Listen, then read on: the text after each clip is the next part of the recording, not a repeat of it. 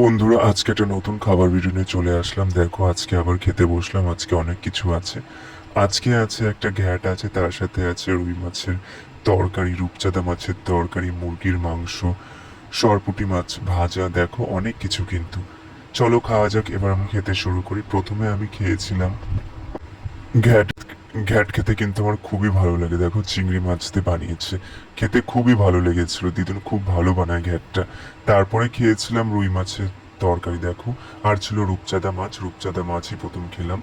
তারপরে খাওয়ার পর আমি নিয়েছিলাম আবার রুই মাছের তরকারি। রুই মাছের তরকারি মা রান্না করেছিল, আমাকে দিয়ে গিয়েছিল, আমি খেলাম। তার সাথে ছিল তার সাথে ছিল রূপচাঁদা মাছের তরকারি। দেখো, রূপচাঁদা মাছের একটা দাগা দিয়েছিল আমাকে, আমি খেলাম।